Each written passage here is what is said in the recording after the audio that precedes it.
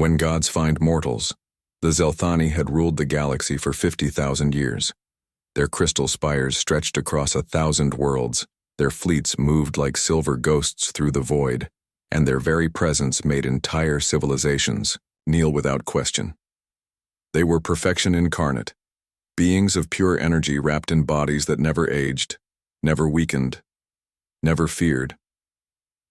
Admiral Vextar stood on the observation deck of the Eternal Dawn, his flagship that had never known defeat. His form shimmered with the pale blue light that marked his species, tall and graceful, with features that seemed carved from starlight itself. Around him, his bridge crew moved with the fluid precision of beings who had transcended mortal limitations. Millennia ago, Admiral, came the voice of his tactical officer Sindal. The deep space monitors have detected something unusual in the Outer Rim territories. Vextar turned slowly, his movements liquid grace.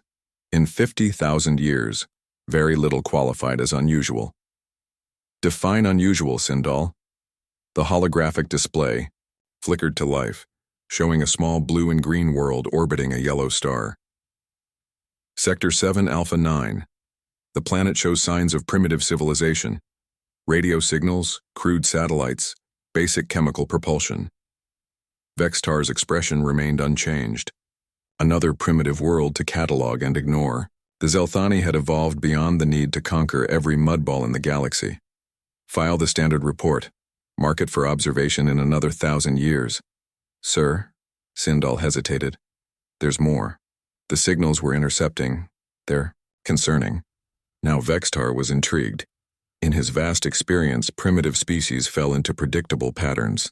They either destroyed themselves before achieving spaceflight, or they developed just enough to warrant a demonstration of Zelthani superiority before falling in line with the Galactic Order.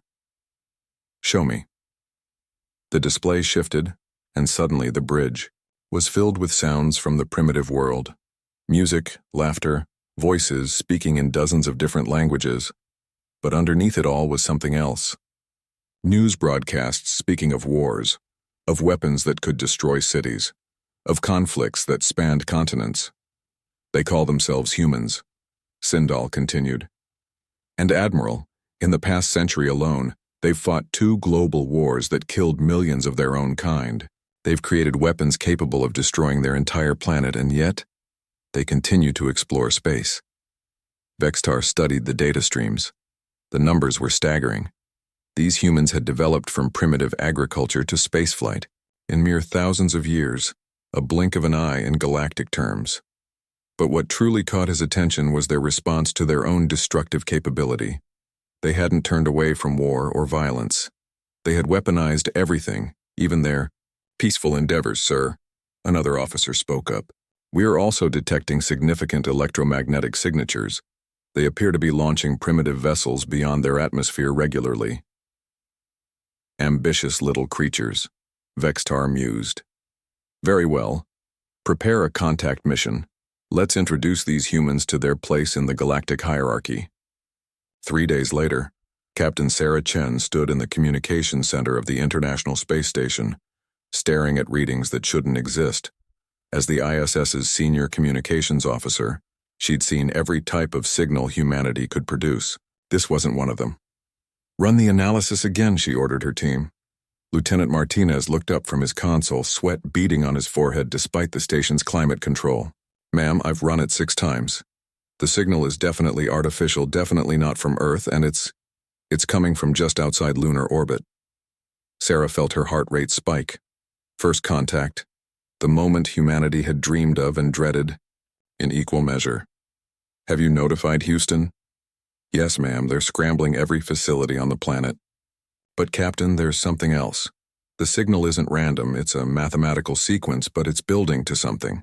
Like they're trying to teach us their language. Sarah moved to the communications array.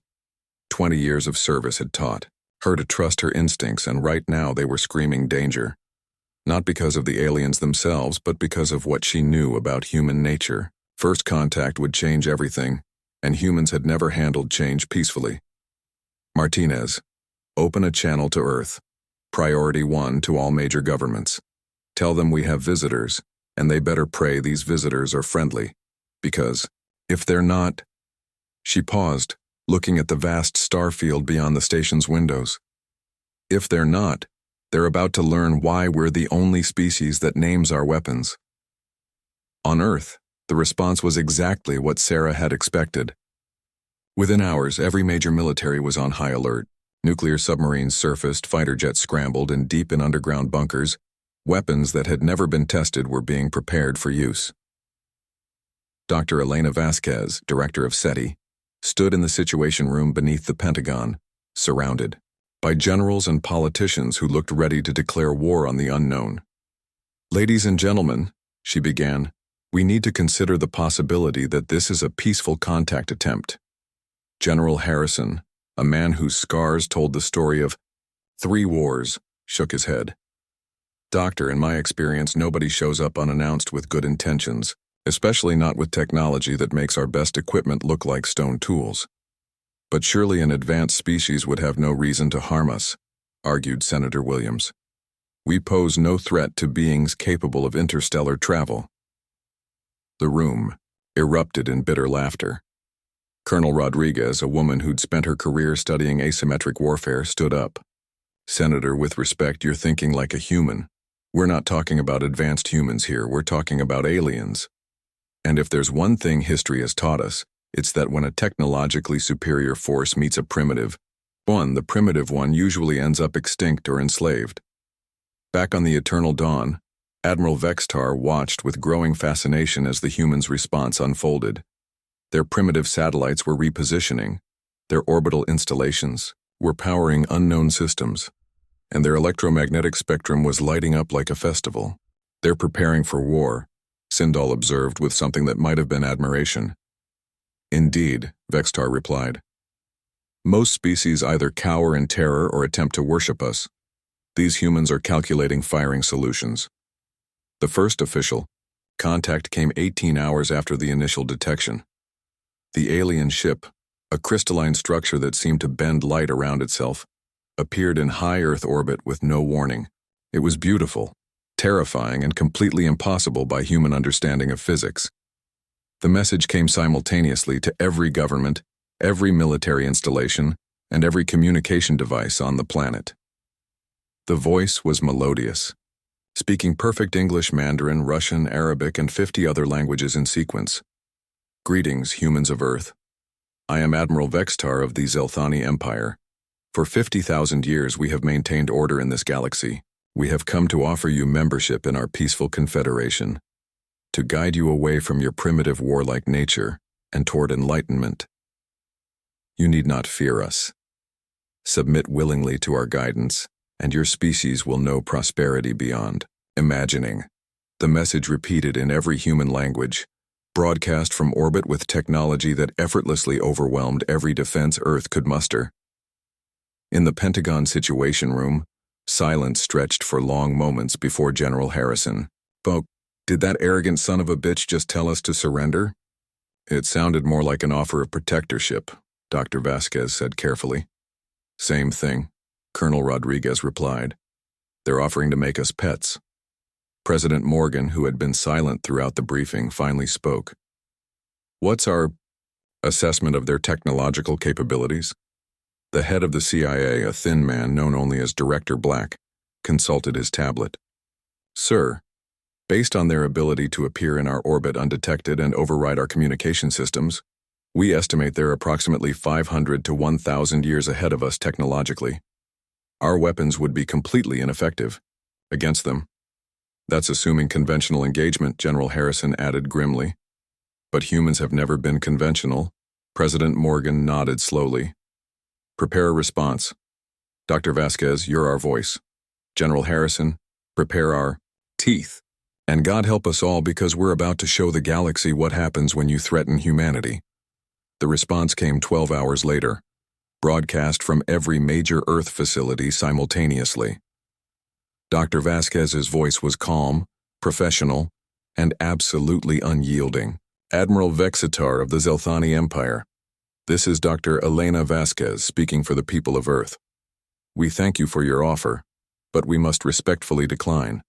Humanity has fought too hard for our freedom to surrender it to anyone, no matter How advanced? We are willing to discuss peaceful coexistence, trade, and mutual cooperation. We are not willing to submit to anyone's guidance but our own.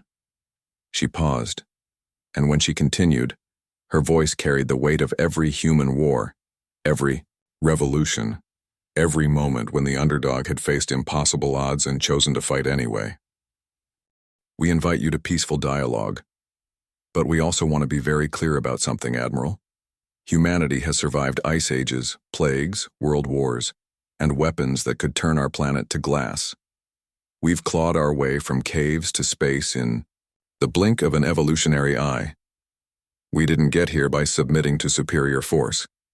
We got here by being the most dangerous, adaptable, and stubbornly persistent species our planet ever produced. Treat us as equals and we'll show you wonders. Treat us as subjects and we'll show you why nothing on our world ever stayed on top for long. On the eternal dawn, Admiral Vextar stared at the communication array in something approaching disbelief. In 50,000 years of galactic dominance, no primitive species had ever spoken to the Zelthani with such casual defiance. "Sir," Sindal said quietly, "perhaps we should demonstrate our capabilities. A show of force to help them understand their position." Vextar considered this. The standard procedure was clear. When a species refused the offer of protection, they were given a demonstration of Zelthani power. Usually the destruction of a few military installations or the temporary shutdown of their power grid was sufficient to encourage compliance. Very well, he decided. Target their orbital installations. Nothing lethal, merely instructive. Let's see how quickly they reconsider when they realize they're completely defenseless. But as the Eternal Dawn's weapon systems powered up, targeting the primitive space stations orbiting Earth, Admiral Vextar made the first of what would prove to be several catastrophic miscalculations. He assumed that humans, like every other species the Zelthani had encountered, would respond to superior force with submission. Instead, humanity responded the way it always had when faced with an existential threat. They got creative, and in the cold vacuum of space as alien weapons charged to demonstrate the futility of human defiance, Captain Sarah Chen smiled grimly and activated a system that officially didn't exist. Deep in the ISS's shielded core, Project Damocles came online. It was humanity's most closely guarded secret, a weapon system disguised as a communications array, powered by technology that pushed the boundaries of human understanding. "Martinez," she said calmly, "signal Earth. Tell them the demonstration is about to begin, but not the one our visitors expect." As the Zelthani prepared to show humanity its place in the galactic order, they were about to discover that humans had been preparing for this moment since the first caveman picked up a rock and decided that the bigger predator could bleed too. The age of human innocence was about to end. And the age of human reputation was about to begin. When mortals become monsters, the first shot fired in the war between humanity and the Zelthani Empire came from the International Space Station, and it wasn't a weapon by any conventional definition. Project Damocles unleashed a concentrated burst of electromagnetic energy that had been disguised as a deep space communication array for over a decade. The beam struck the Eternal Dawn's shields and did exactly what Captain Sarah Chen had hoped. It would do nothing, but that wasn't the point. The point was to show the aliens that humans had been preparing for this moment longer than they realized, and that the primitive species they'd discovered was not as helpless as it appeared. Admiral Vextar felt the impact ripple through his ship's defenses like a gentle breeze against a mountain. His bridge crew turned to him with expressions that in any other species would have been amusement. The humans had actually fired on them with what appeared to be a modified communications device. "How quaint," Sindal observed. "They've weaponized their primitive technology. Shall I destroy the station, Admiral?" Vextar held up a hand. Something about the attack bothered him. Not its futility, but its precision. The beam had struck exactly where the Eternal Dawn sensor array was most vulnerable. It hadn't penetrated their shields, but it had been aimed with surgical accuracy at the one point where even a primitive energy weapon might have caused minor damage. "Scan that station again," he ordered. Full spectrum analysis. The results were troubling. What they had identified as a simple orbital research facility was actually a heavily modified weapons platform. Its energy signature was wrong. Its internal structure didn't match its external appearance, and its power source was generating far more energy than any primitive fusion reactor should have been capable of producing. "Sir," the sensor officer reported, "I'm detecting similar modifications on their other orbital installations. This isn't a space station. It's a disguised fortress." Down on Earth, in a bunker buried beneath the Colorado mountains, Dr. Marcus Rivera watched the tactical display with grim satisfaction. As the head of Project Prometheus, humanity's black-budget response to the possibility of alien contact, he had spent 15 years preparing for this exact scenario. "Phase 1 complete," he announced to the assembled team. "They've seen our conventional response. Time for Phase 2. The room around him hummed with barely contained energy. Banks of quantum computers processed data streams from across the solar system, while teams of engineers made final adjustments to weapons that officially didn't exist. In the past 18 hours since the aliens had first made contact, humanity had accomplished something that should have been impossible. They had reverse-engineered functional alien technology. It had started with the first transmission from the Zelthani ship. Hidden within the seemingly simple mathematical sequences had been far more than just language. Dr. Rivera's team had discovered quantum encryption keys, navigational data, and most importantly, fragments of the ship's own programming language. "How is this possible?" asked Dr. Sarah Kim, the project's chief xenobiologist. "We've had less than a day to study their technology." Dr. Rivera smiled grimly. "Because we've been preparing for this moment for decades. Every science fiction story, every theoretical paper about alien contact, every military simulation about asymmetric warfare. Humans have been gaming this scenario in our heads since we first looked at the stars. We've had thousands of brilliant minds thinking about how to fight an enemy with superior technology for generations."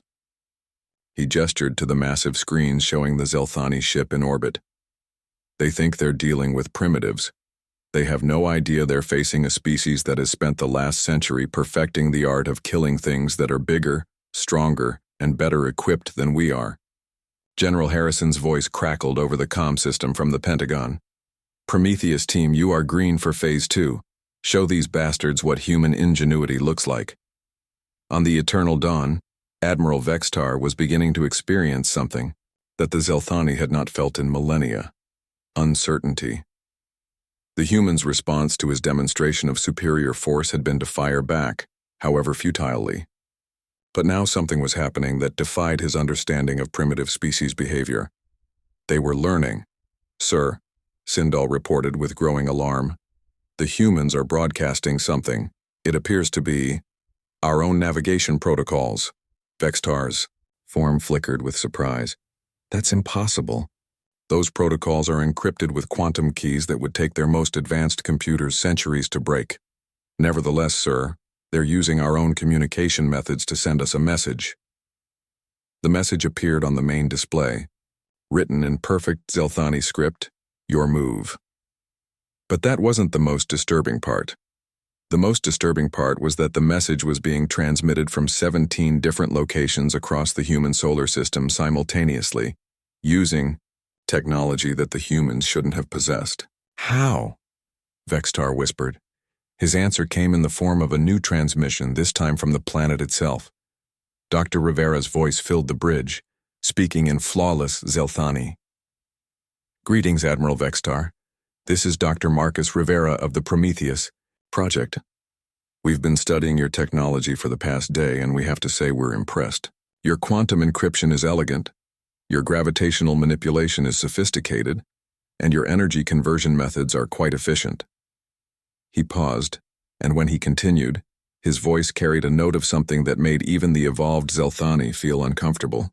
"We've also improved on them. The next few minutes would be recorded in Zelthani archives as the moment their 50,000-year dominance began to crumble. Across the human solar system, installations that had appeared to be simple research stations revealed their true nature. What the Zelthani had identified as primitive satellites began to unfold like mechanical flowers, exposing weapons arrays that incorporated both human and reverse-engineered Zelthani technology. "Impossible," Sindal breathed. They can't have developed this in 18 hours. We didn't, Dr. Rivera's voice continued. We've been developing this for decades. Ever since we first started listening to the stars, we've been preparing for the possibility that something out there might not come in peace. Humans have a saying, Admiral. If you want peace, prepare for war. We've been preparing for this war since before we knew you existed. The first human counterattack came not as a barrage of energy weapons or a swarm of missiles, but as something far more insidious. The Eternal Dawn's computer systems began to slow down, their responses becoming sluggish, their data streams corrupted. We're being hacked, the tactical officer reported in disbelief. But that's impossible. Our systems are quantum encrypted and biologically interfaced. No external intelligence can penetrate them. Dr. Rivera's laughter echoed across the bridge. Admiral, you're thinking like an advanced species. You're assuming that superior technology makes you invulnerable. But humans have been fighting superior enemies for our entire existence. We don't win by being stronger or more advanced. We win by being more vicious, more creative, and more willing to sacrifice everything to survive. The virus that was infiltrating the Zelthani ship was unlike anything they had encountered. It wasn't trying to destroy their systems or steal their data. Instead, it was studying them, learning their patterns, adapting to their defenses in real time. It was an artificial intelligence, designed with one purpose: to think like a human. You see, Admiral, Dr. Rivera continued as the virus began to take control of secondary systems throughout the Eternal Dawn, the moment you started broadcasting to us, you made a critical error. You assumed that a primitive species couldn't possibly understand your technology well enough to turn it against you. But humans have been taking enemy weapons and making them better since we figured out how to throw rocks. Admiral Vextar tried to regain control of his ship, but the human virus was learning faster than they could adapt. It was using their own technology against them, turning their advanced systems into a trap. Full retreat, he ordered. We need to warn the Empire. But as the Eternal Dawn attempted to disengage, it discovered that the humans had prepared for this possibility as well. The modified satellites around Earth weren't just weapons platforms. They were also gravitational anchors, using technology reverse-engineered from the Zelthani's own arrival to prevent any ship from entering hyperspace. I'm afraid we can't let you leave just yet, Admiral, Dr. Rivera said. You wanted to demonstrate your superiority, now it's our turn. What followed was not a battle in any traditional sense. The humans didn't try to destroy the Eternal Dawn. That would have been impossible with their current technology. Instead, they systematically dismantled the Zelthani's technological advantages one by one. The ship's shields found themselves defending against attacks that came from impossible angles, using the ship's own gravitational fields against it. The weapons systems discovered that their targeting computers had been compromised, turning their advanced sensors into liabilities. The navigation array began receiving false data that made the ship believe it was simultaneously in 17 different locations. But the final blow came from something the Zelthani could never have anticipated. As their ship systems failed around them, as their advanced technology turned against them, the humans transmitted one final message. It wasn't a threat or a demand for surrender. It was an offer. Admiral Vextar, Captain Sarah Chen's voice, filled the bridge, calm and professional. My name is Captain Sarah Chen. I've been authorized to offer you and your crew safe passage back to your empire, along with a message. The transmission continued as the humans released their hold on the Eternal Dawn, allowing its systems to slowly come back online. Tell your people that humanity is willing to discuss peaceful coexistence. We're willing to trade, to share knowledge, to work together for mutual benefit. But we will never, ever submit to anyone's rule but our own. We've learned your technology in 18 hours. Imagine what we'll learn in 18 years. Admiral, Vextar found his voice as his ship's systems returned to normal. What are you? The answer came not from Dr. Rivera or Captain Chen, but from a voice that spoke for all of humanity. President Morgan's words were broadcast not just to the Eternal Dawn, but to every Zelthani monitoring station within 50 light years. We are the species that survived the Ice Age with nothing but fire and fur. We are the species that conquered a planet by refusing to accept that anything was impossible. We are the species that split the atom and touched the stars in the span of a single lifetime.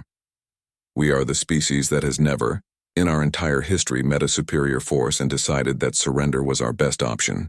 The message paused, and when it continued, it carried the weight of every human who had ever stood up against impossible odds. We are humanity. We don't have the most advanced technology in the galaxy. We don't have the biggest ships or the most powerful weapons. But we have something you don't.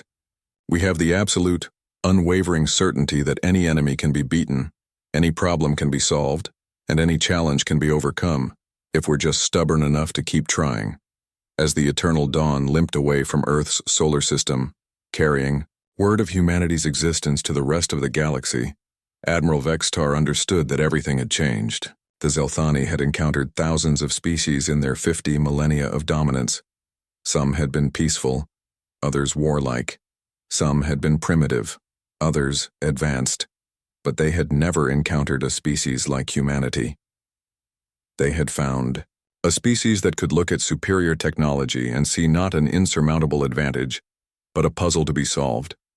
A species that could face certain defeat and see it not as the end, but as a challenge to overcome. A species that could be outgunned, outnumbered, and outmatched in every measurable way, and still find a way to win. As word of the encounter spread throughout the galaxy, carried by the fastest ships in the Zelthani fleet, a new understanding began to take hold.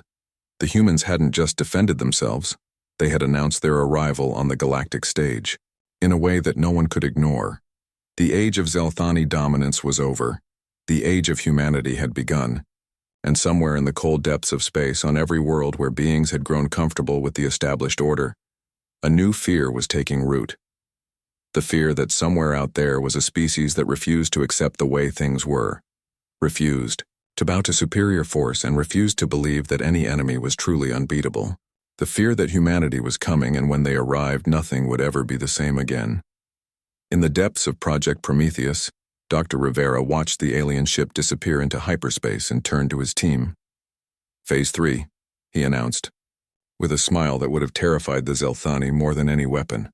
Time to build some starships of our own.